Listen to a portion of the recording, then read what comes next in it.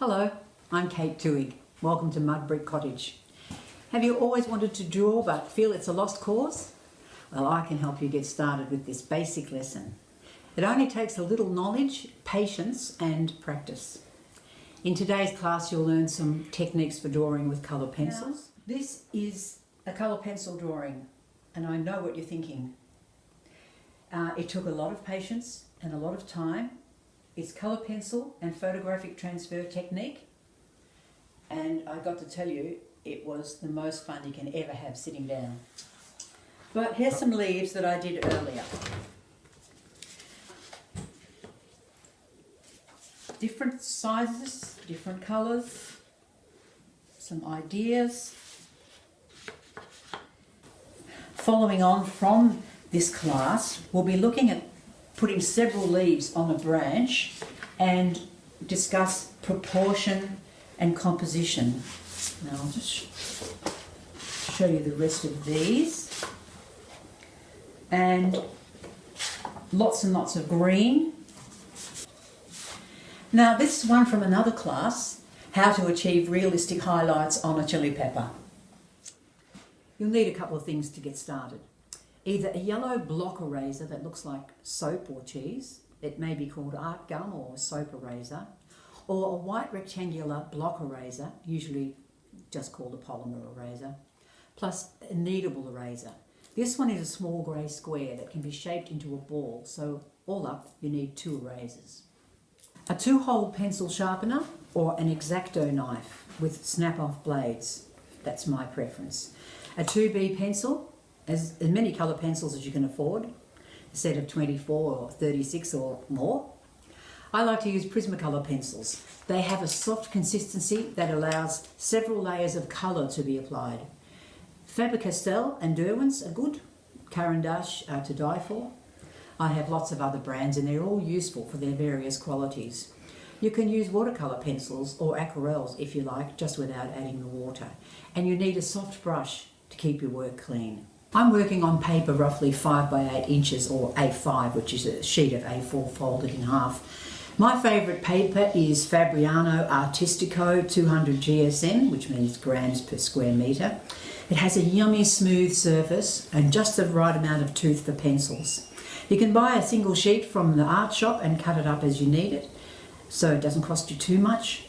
I find the hot press papers work better for a lot of pencil than cold pressed watercolour papers, which can introduce texture into your work. But if that's all you have, by all means use them. You can only get to know its characteristics by drawing on it. In a future video I'll demonstrate various papers and their characteristics. You'll also need a small piece of paper to try out the strokes and note down the colours that you're using. You'll keep this for future reference, and this strip on the edge of the paper with the watermark is really useful for this purpose. Don't use computer paper or pages from your visual diary. I had a wander in the garden and I picked a handful of leaves to choose from, and I'm going with this one. It has an interesting edge, a little variation in the colour and the texture, and a bit of personality. Plus it fits nicely on the paper. So now, which greens will I use?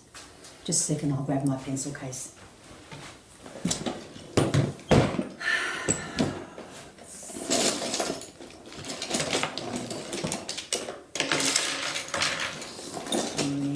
Here, I've got greens there. There's a few greens here. Some greens.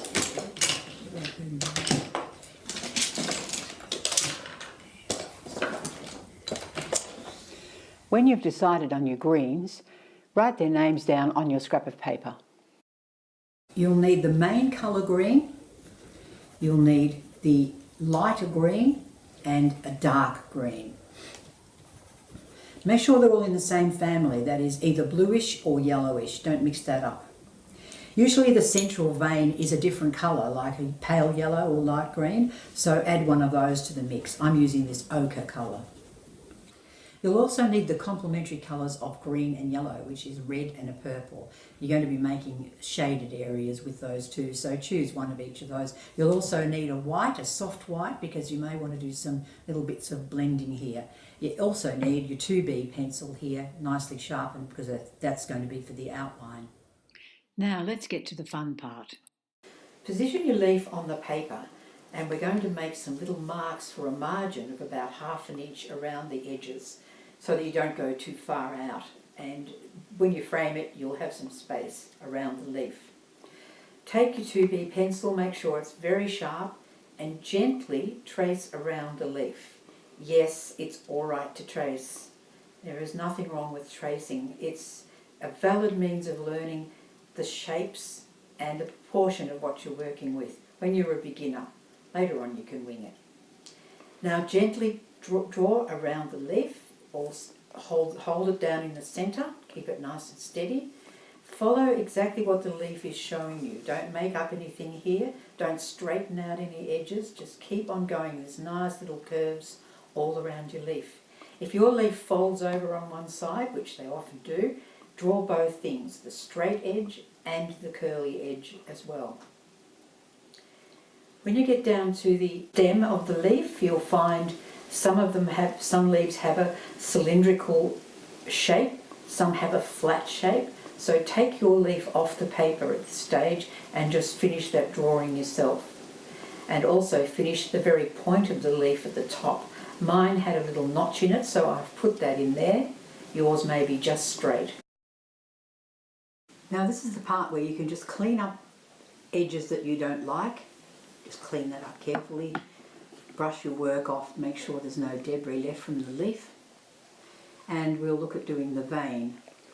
Now the central vein is important because it's going to show the shape of the leaf, whether it's bent or straight. Just take your lightest colour and give yourself the barest outline of the vein.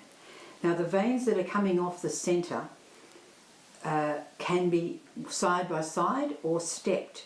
Just observe those as you go. Do whatever's there.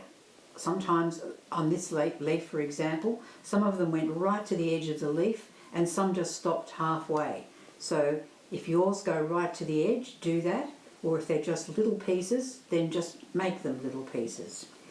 Now I often find when people are starting to draw, when they have to do a straight line like this, they're very hesitant and they do little tiny strokes rather than a clean line. So practice on your scrap of paper so that you can do confident strokes, because it's important to the texture of the drawing that that centre spine of the leaf is a nice, strong, true line. So when you feel you're happy and you can do a nice strong line, draw those veins in. You don't have to be exact, you don't have to measure them or anything, just so that you've got the feel of where those veins go. Now I'm outlining that little light pencil with my ochre colour, sort of an olive ochre colour, and again, only where it shows on the leaves, on the veins, sorry. Don't go too far up. If your veins change colour at the top, then stop and use a different colour. This would be an ideal time to take a breather before we move on to laying in the colours in part 2. So let's recap what we've done so far in part 1. You've had a glimpse of my colour pencil obsession. You've chosen your subject and you've assembled your bits and bobs. And you now should have a beautiful clean outline of your leaf to work with. Now in part 2, you'll be learning to cross-hatch, layer colours and add highlights and shading to blend colours, and we'll finish with your leaf by drawing a shadow. I'll pop the drawing in a frame and you'll be amazed how good it looks. I'll now give you 3 tips to remember. 1. Tracing is good. 2. Take your time and have fun. 3.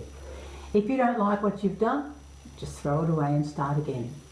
The sun will come up tomorrow. Please click like if you enjoyed this video and don't forget to subscribe so that you can check out part 2 and be notified of all new upcoming lessons. I'm Kate Twohig. Thank you for spending time with me at No Brick Cottage. I look forward to seeing you again in part 2.